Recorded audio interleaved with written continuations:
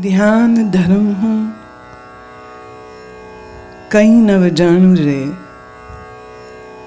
जानू तो जानू बस एटलूं कि तने मारो जानू रे। मतलब मैं ध्यान धर्म कुछ नहीं जानता हूँ, बस इतना ही जानता हूँ कि आप मेरी जान हो।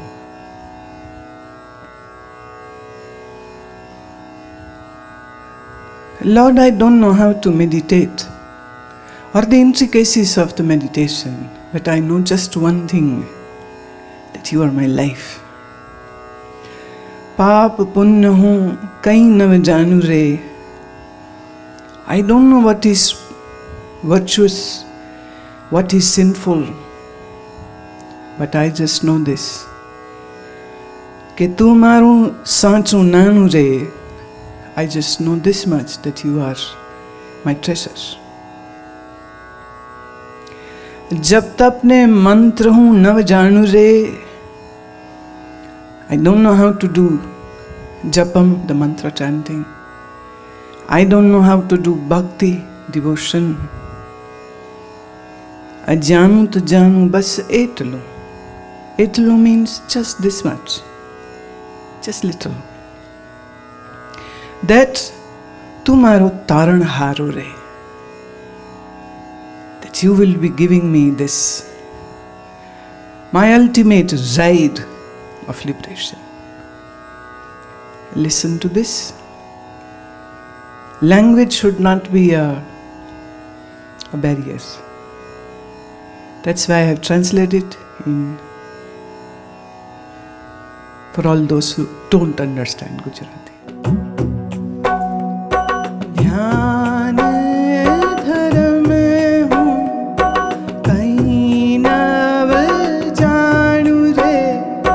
ध्यान धर्म हूँ कई नव जानू रे।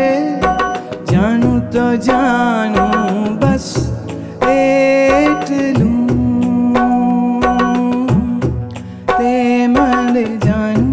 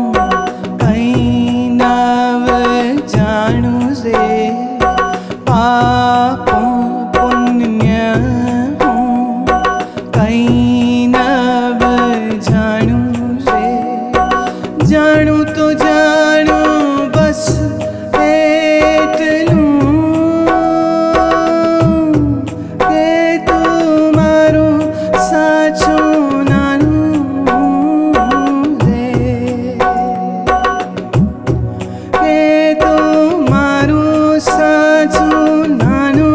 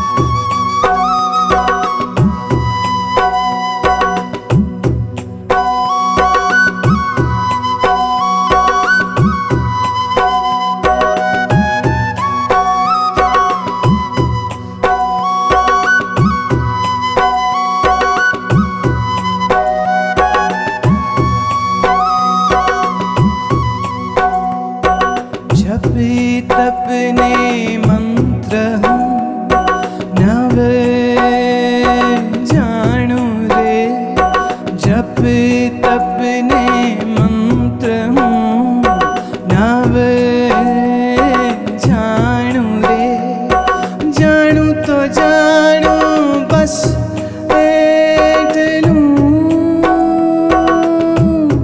के तू स्वामी मारो रे, के तू स्वामी मारो रे, के तू स्वामी मारो रे। ध्यान धर्म हूँ कहीं नव जानू रे, ध्यान धर्म हूँ कहीं नव जानू रे।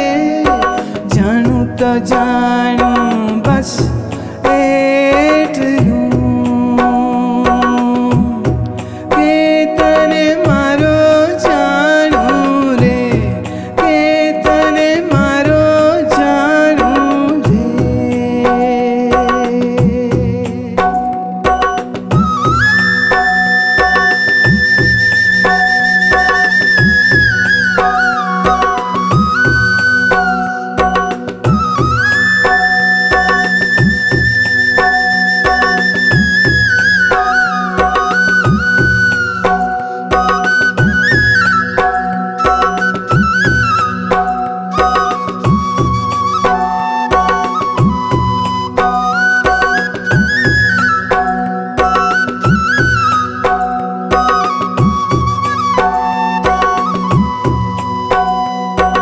योग ज्ञान भक्ति हूँ शो जानू रे, योग ज्ञान भक्ति हूँ शो जानू रे। जानू तो जानू बस एटलू,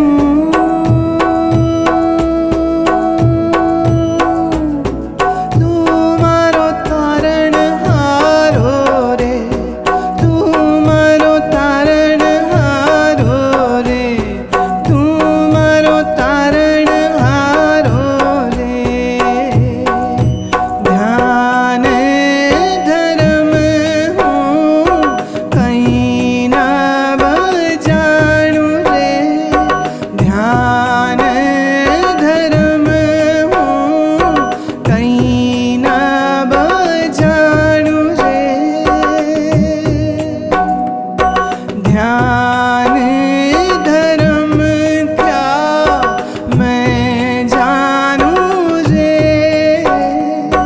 ध्यान धर्म क्या मैं क्या जानू रे। जानू तो जानू बस इतना, तू मेरी जान है, तू मेरी जान है, तू मेरी जान है, तू मेरी जान है। पाप पुण्य क्या मैं क्या जानू रे, पाप पुण्य क्या मैं क्या जानू रे। जानू तो जानू बस इतना, तू मेरी दौलत है, साची दौलत है, तू मेरी जान है, तू मेरी जान है। योग ज्ञान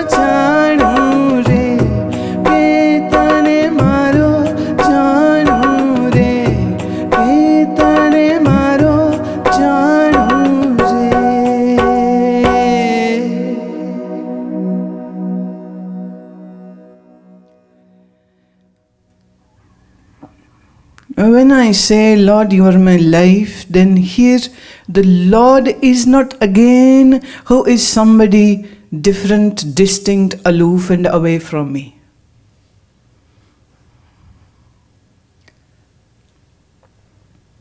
See, this concept that God is somewhere else, and this concept that God is a dictator and you have to obey God, and if you don't obey God, then God will be angry and thrust you in hell,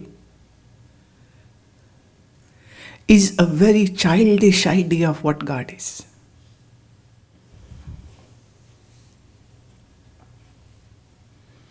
What to do? I cannot tame down the truth. The truth is this: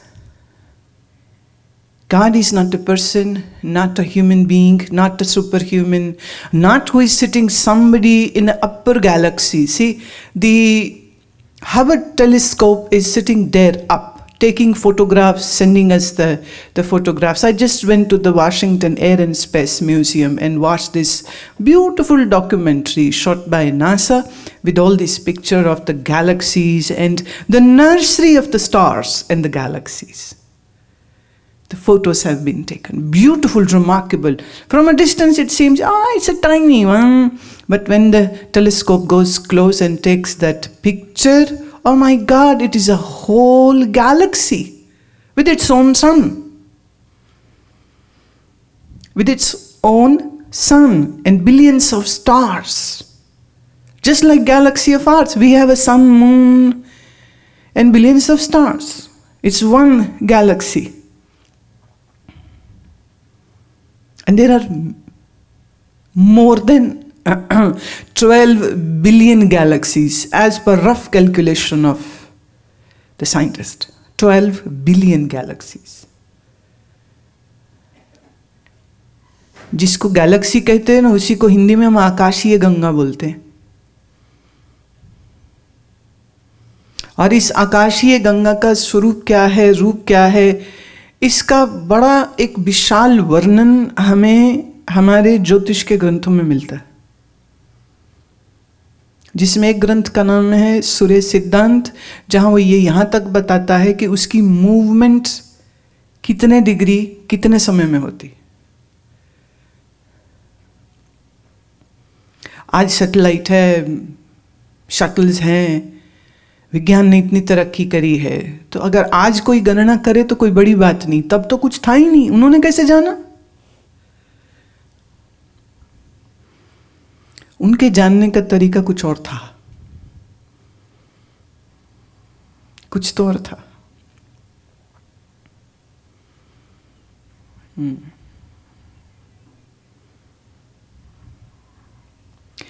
Guru Nanak का वचन है, लख अगासा अगास, लख पताला पताल, लाखों पताल है. पताल मतलब धरती से नीचे, धरती से नीचे, धरती के अंदर नहीं, धरती से नीचे बहुत कुछ है, लाखों की गिनती में. धरती से ऊपर बहुत कुछ है, लाखों की गिनती में.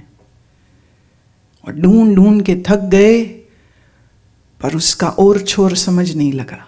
कैसे जाना उन्होंने?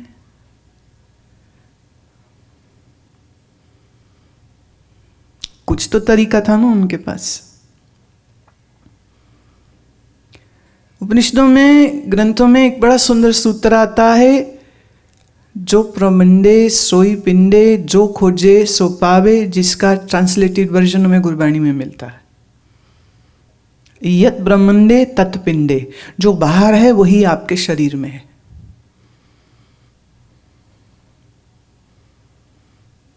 अब आप न तो अपने शरीर को समझो तो बाहर ब्रह्मांड को कहां से समझोगे? तो ऋषियों ने जाना, इस सृष्टि की अनंतता को जाना है.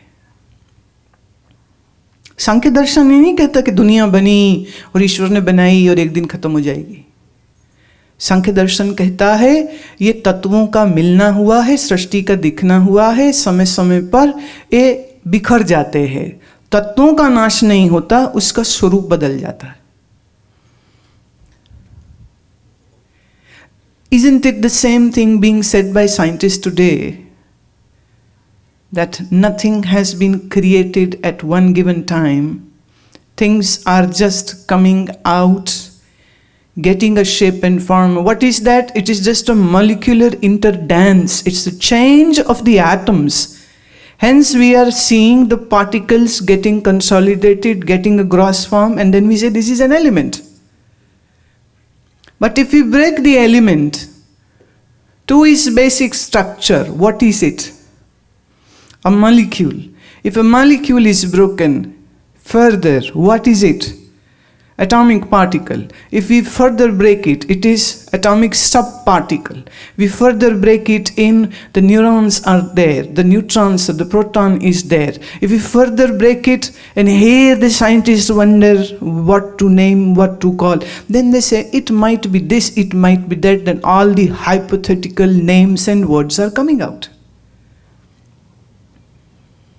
There is a big number of neurophysicists who are agreeing to what Upanishad has been saying, that what you see is unreal. And what you see is actually what your brain is making you see. And nothing real is outside. It is not a Vedic Rishi saying this statement. It is a physicist who is saying this statement.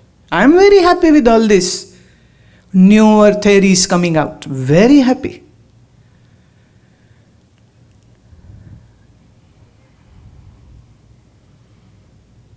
Sages always have been saying it. Your world is your creation. Now the physicist is saying, your world is your creation. You not only create your world, you manage it or dismanage it, you use it and you abuse it.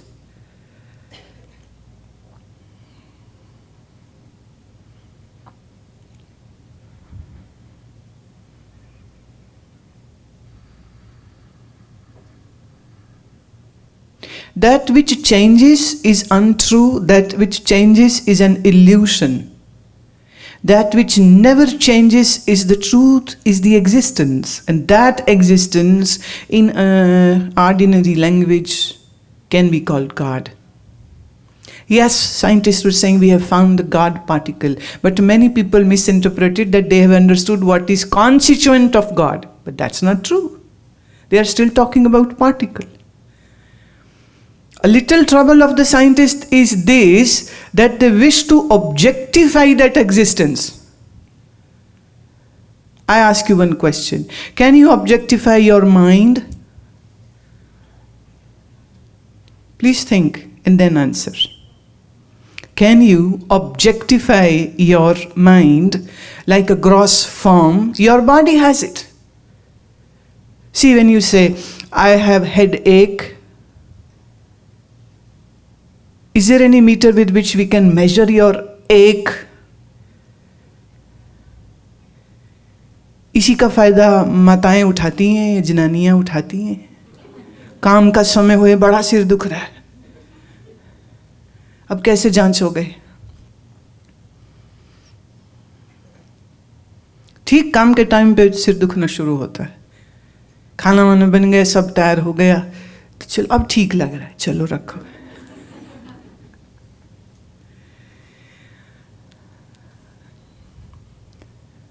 आपके शरीर का वजन क्या है नापा जा सकता. आपके मन का वजन क्या है? आपका कोलेस्ट्रॉल लेवल लिया जा सकता है, लिपिड प्रोफाइल टेस्ट करेंगे तो, पर आपके मन में कितनी ईर्ष्या, कितना द्वेष है, उसको कैसे नापेंगे? मन सूक्ष्म है, शरीर स्थूल है.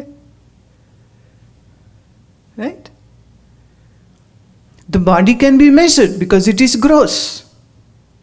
It is solid. It can be measured. So all the lipid profile tests will tell you what your levels of triglycerides are, what is the level of your LDL, what is the level of your enzymes, what is the level of your hormone T3, TSH, what is level of your T4. We can measure your insulin. We can, it's very measurable.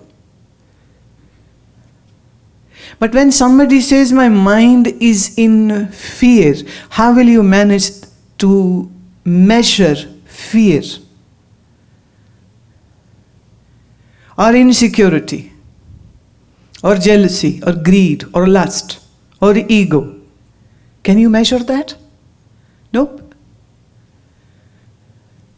But when mind has these negative strong emotions, it disturbs your physiology. Now doctors work on your body to control these variable test results by medication. They are absolutely forgetting your mind. So that happens, people keep on changing the medication, people keep on changing the hospitals, but they are still sick. Somebody needs to tell them, you need to change your mind, not the physician. But mind is not an object, is it? What does your logic say? Is mind an object? No. Heart is an object. Bypass surgery, open it up. Put the brace, you can bring the whole heart out. Put the whole body on a machinery. When the transplant of the heart happens, isn't it what it is done? But when we change the heart, when a person is accused, you are heartless. Are they really talking about this heart? So you have two heart. बोलते हैं ना, इसका तो दिल ही नहीं है, तो मतलब बिना दिल के घूम रहा है वो, तो दिल तो है पर दिल में दिल नहीं है, माने दया नहीं है, प्रेम नहीं है, करुणा नहीं, तो हम बोलते दिल नहीं है.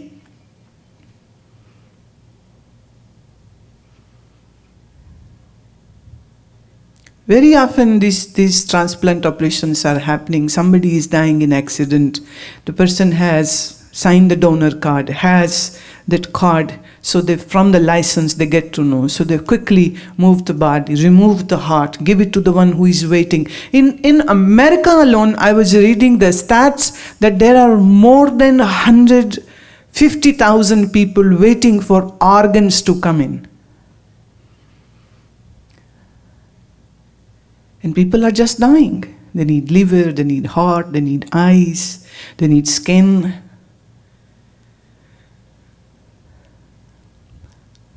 People say, oh, I am not going to donate my body. Did you manufacture it? You just got it. Crazy fellow, you are not even paying the rent or a lease money. How can you claim this is your body? Say anybody born in any country, whether that person signs the document or doesn't sign the document, every family member should make sure if somebody dies in the family, call the hospital who can take out the needful organs which are fine and give it to somebody who needs it. But you are such a miser, greedy people. You don't give a dime when you are alive and you don't give your organs when you die. What a sick way to live and what a sick way to die.